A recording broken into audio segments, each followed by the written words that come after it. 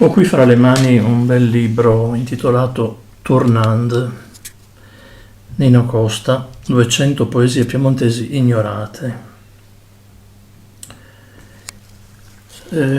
pubblicato nel 1977 dalla casa editrice Viglongo,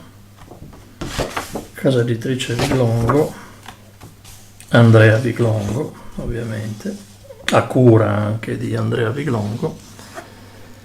Leggo la prefazione che si intitola Il poeta di Torino. Tournande, ritornando. Il titolo di questo nostro volume è stato scelto perché presenta insieme vari significati. Ritorno alla luce di una buona parte della produzione poetica di Nino Costa, che a suo tempo per vari motivi non poté essere raccolta in volume ed è quindi senza alcuna ragione di merito rimasta praticamente sconosciuta a 3 intere generazioni di lettori del piemontese. Ritorno del pubblico alla possibilità di accostarsi alla conoscenza di Nino Costa senza essere costretto ad acquistare in unica soluzione la sola edizione disponibile delle sue poesie, nata con criteri che la rendono adatta piuttosto ai bibliofili e collezionisti che non al comune lettore. Condanno per chi vorrebbe conoscere un poeta grande ed emblematico del Piemonte e non può farlo per ovvie ragioni economiche, ma danno anche per la memoria del poeta, che non deve fondarsi soltanto su una generica anche se larga notorietà, ma deve alimentarsi e perennemente rinnovarsi con l'espandersi della conoscenza diretta ed insostituibile della sua opera, viva, dai valori perenni, sgorgata dalla vena meravigliosa consentita dal dono divino della poesia. Sia poi permesso accennare ad un significato particolare per me, che sono stato l'editore di Nino Costa negli anni del suo maggior successo e che ho avuto tanta fiducia in lui e nella sua capacità di incontrarsi col pubblico, da indurmi ad assumere in proprio, primo e probabilmente unico tra tutti gli editori che egli ebbe, il rischio delle edizioni e di un giusto compenso anticipato all'autore. Si trattava anche di fiducia in me stesso e nei lettori, oltre che nel sicuro successo dei valori letterari, ma costituiva insieme una prova di simpatia e rivelava un ottimismo di fondo, come appare da un brano di lettera di Nino Costa a me, che qui riproduco in facsimile, e che si riferisce appunto al nostro prolungato rapporto di amichevole collaborazione. Ma Tournande è anche il titolo di una poesia dell'ottobre 1910, che qui non abbiamo voluto mettere in testa alla raccolta solo per mantenere, per quanto possibile, il criterio della progressione delle date presumibili di creazione dei singoli componimenti. Il poeta saluta le Coulin del me Carmonfra, la cascina ni la mia famiglia, perché mamina a turnan tal so bel Turin, pensandie con una punta nostalgia, a quai dunque l'aspetta e cai vel bin. Col tempo i motivi di nostalgia, pur riaffermati spesso, hanno perso sempre più di fondamento. Nino Costa non è stato solo il poeta di Torino, preso talora dallo struggente richiamo di Cirie e di Nizza Monferrato, culla e luogo di riposo dei familiari più cari. È stato il poeta riconosciuto di tutta la gente piemontese, riunita dal fascino e nella vibrazione suadente del suo canto. Il soggetto pittorico scelto per commentare cromaticamente in copertina il titolo del presente volume è un dipinto a olio giovanile in cui Massimo Quaglino ritrae un suggestivo aspetto della sua Re Francore. Sullo sfondo del paesaggio policromo del Monferrato spicca la figura isolata di un solitario viandante diretto alla meta vicina della casa amata, Tournande. Nino Costa è stato uno dei maggiori poeti in piemontese dei tempi moderni, componendo dal 1909 fino al 1945, quando con la morte immatura esaurì la sua esistenza operosa. La prima poesia pubblicata che di lui si conosca è il sonetto Macetta de Natal, apparso su Il Birichín del 23 dicembre 1909 e rivelato alle più giovani generazioni soltanto dall'Almanacco Piemontese 1975. Costa aveva allora appena 23 anni e celava la propria assidua collaborazione al maggior giornale dialettale torinese sotto lo pseudonimo Na Maminga. Non si trattava di copertura convenzionale, perché lo stesso direttore del giornale credette per lungo tempo che i delicati versi fossero veramente opera di una gentile anonima collaboratrice. Con essa corrispondeva nel P'tit Curé alle iniziali di MB. Leggeremo in nota il racconto di Mario Albano sul modo in cui l'autore finalmente si rivelò, ma neppure lui ci dice quando ciò avvenne. Sappiamo che nel numero 37 del 1916 il direttore, Paggio Fernando, in nota al sonetto Le Fior, avvertiva che la gentile collaboratrice avrebbe fatto seguire una serie di poesie su Porta Palazzo, ma la cosa non avvenne. Poco dopo, nel numero 41, si annunziava che Na Maminga alla una bella culanat faule moderne che intitola spirituosamente Gli altre bestie, e che noi nel presente volume diamo come apparvero nel Birichín. Ma nel numero 14 del 5 aprile 1917 il Birichín annunzia che venerdì la settimana passata nos carissima amico e collaborator Nino Costa, una mamina, ha perduto sua povera e cara mamma. La rivelazione ai colleghi di redazione avrebbe quindi dovuto avvenire nel 1916, ma per vario tempo Nino Costa continuò a firmare i suoi versi con lo pseudonimo Na Maminga o semplicemente Maminga, ma anche NM o NC. Solo più tardi prese a firmare per disteso. Il numero 18 del 1922 annuncia l'uscita del primo volume di versi di Nino Costa, Maminga, edizioni Lattes. Con queste parole, contrariamente a tanti d'autri, invece di essere la raccolta di poesie già state pubblicate, il volume è una vera storia di una figlia che disgraziatamente diventa mare a cercare la redenzione in sua cittadina, desmentiando così al mondo e le sue malvagità.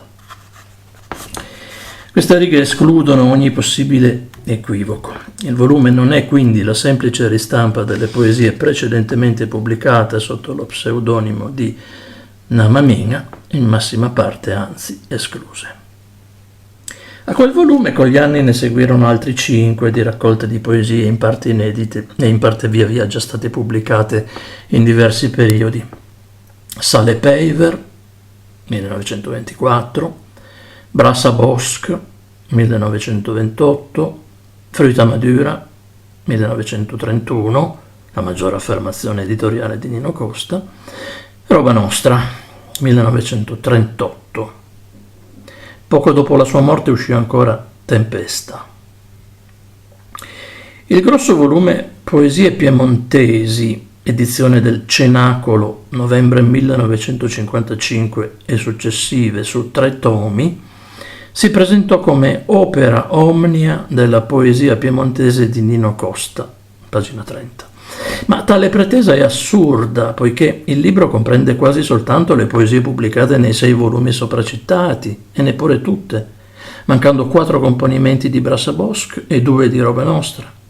Ignorate completamente le numerose altre pubblicazioni in versi piemontesi, di cui diremo tra poco.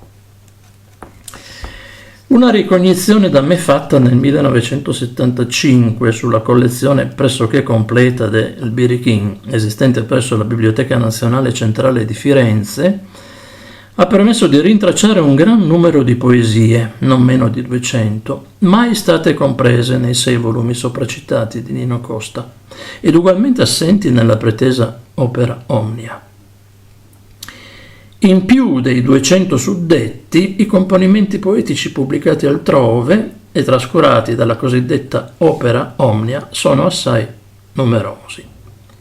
2 appartengono alla commedia storica Emanuele Filiberto Testatfer, pubblicata nel 1929 in tiratura limitatissima di 300 copie numerate. 7 ad Aurore, una raccolta di poesie e bozzetti per ragazzi delle scuole elementari, di cui una parte in piemontese. 8 comprese nella commedia storica in 3 atti scritta in collaborazione con Onorato Castellino, Rondolina Persunera. Ma varie poesie di Nino Costa apparvero altrove e mancano alla raccolta del Cenacolo.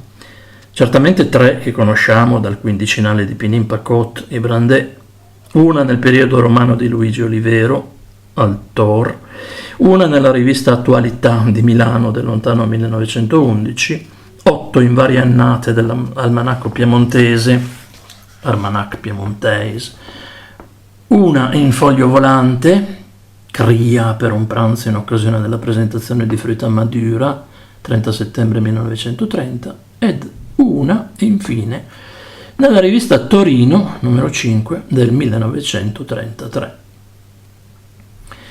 Col consenso di Celestina Costa, figlia del poeta, abbiamo pensato utile di comprendere nel presente volume, oltre a quelle suscitate, anche pochissime poesie poi apparse nella raccolta del Cenacolo, che qui compiono utile funzione di ricostituzione delle pubblicazioni in serie originali. Esistevano poi, tra i testi esclusi dalla pretesa opera Omnia, la commedia in versi Terra Monfrina del 1921, contenente ben 22 componenti poetici singoli, e la leggenda in versi realizzata in collaborazione con Gigi Michelotti, Il Punt dal Diau, pubblicata postuma da Pinin Pacot né i Brandet del 15 febbraio 1950. Abbiamo deciso di darle qui per intero, per riguardo all'importanza poetica dei complessi, oltre che delle composizioni particolari comprese. Abbiamo invece escluso, unica eccezione, 3 sonetti, 2 dedicati all'onorevole Cicchin dell'11 dicembre 1919 e Fastidi dell'8 gennaio 1920, essendo scritti in italiano parodiato e non in piemontese.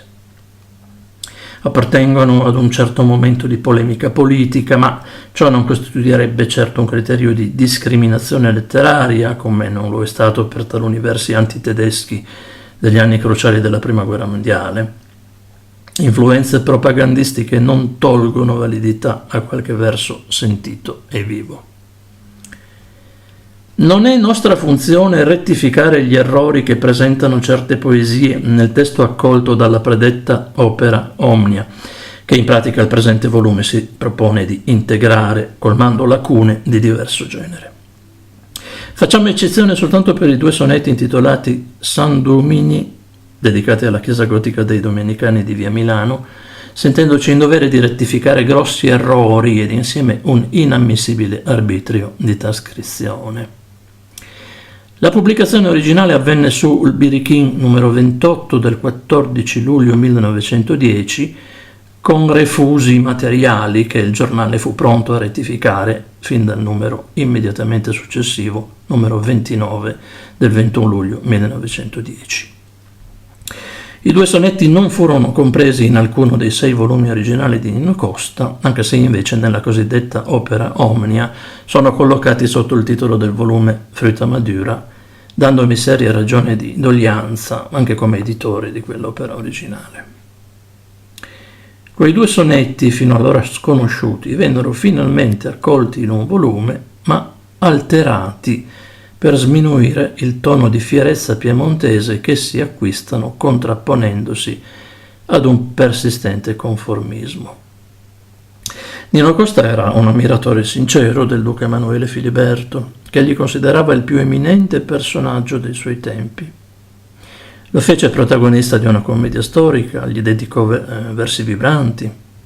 Quando egli scrisse i 2 sonetti San Dumini, tutta Torino era ancora emozionata per la descrizione fatta da Luigi Gramegna nel suo romanzo capolavoro Musipingun, dell'intervento notturno del duca in persona alla testa dei gruppi armati proprio all'ingresso di San Domenico per esigere dagli sgherri dell'Inquisizione l'immediato rilascio di Gaspare Orsel, arrestato illegalmente e torturato coi ben noti soliti sistemi.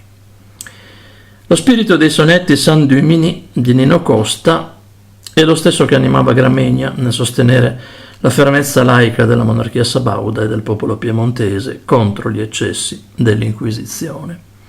Quindi il testo dei sonetti non doveva essere alterato con 2 varianti arbitrarie e snaturanti. Sono in complesso circa 300 componimenti poetici di Nino Costa che il lettore di oggi può finalmente conoscere da quando apparvero sparsi su giornali ed opuscoli introvabili. Di essi, oltre 200 pubblicati più di mezzo secolo fa su Il Birikin, tribuna amata dal poeta, dei primi timidi passi fino all'affermazione sicura e alla notorietà gloriosa. Andrea Vigongo. E visto che Andrea Vigongo parla di Celestina Costa, figlia del poeta, chi parla ci tiene a dire che il sonetto 30-40, presente in questa collezione, a pagina 20 di Tournand, il sonetto 30-40 è stato presentato da me alla figlia del poeta Celestina Costa. Andai a casa sua proprio per dirle che avevo musicato per coro maschile a 3 voci questo sonetto di suo padre, Nino Costa. Lei era tutta contenta e successivamente il coro Caiuget lo imparò e lo incise in CD.